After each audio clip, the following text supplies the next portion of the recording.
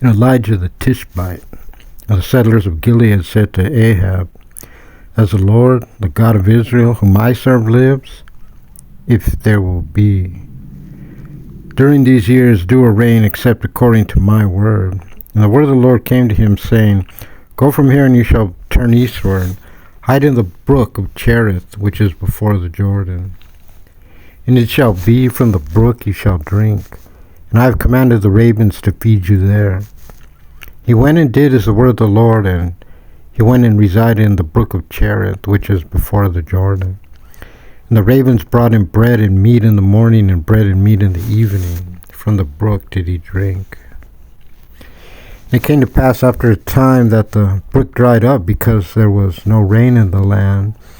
The word of the Lord came to him, saying, "Arise, go to Cherith, which belongs to Zidon, and sojourn there. Behold, I have commanded a widow there to feed you." And he rose and went to Cherith, and he came to the entrance of the city, and behold, there was a widow gathering wood. He called her and said, "Please take to me a little water in a vessel, and I shall drink." She went to take, and he called her and said, "Take to me a morsel of bread in your hand." She said, "As the Lord your God lives, if I have a cake, nothing but a handful of flour and a little oil in a flask, behold, I am gathering 2 pieces of wood, and I will come and make this for myself and my son. We will eat it, and we will die." Elijah said to her, "Do not fear.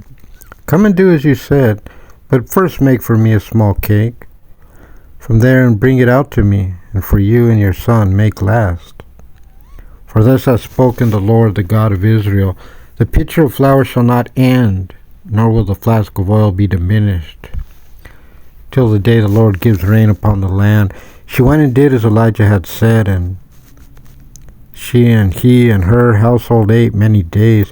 The pitcher of flour did not end, neither did the flask of oil diminish, as the word of the Lord which he has spoken through Elijah. And it was after these happenings, as the son of the woman, the mistress of the house, became ill, and his illness was very serious, until no soul was left within him.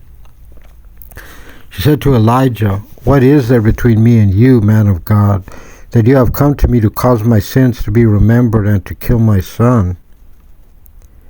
And he said to her, "Give me your son." She took him from her bosom. She brought him up to the upstairs chamber where he was living, and he laid him on his bed. And he called to the Lord and said, "O Lord my God, also on the widow with whom I am sojourning have you brought evil to kill her son?" And he prostrated himself on the boy 3 times, and he called to the Lord and said, "O Lord my God, restore, please, the soul of this child within him." And the Lord hearkened to the voice of Elijah, and the child's soul returned within him, and he lived. And Elijah took the child, and he brought him down from the upstairs chamber to the house, and he gave him to his mother. And Elijah said, "See, your son is alive." The woman said to Elijah, "Now I know that you are a man of God, and the word of the Lord that is in your mouth is true."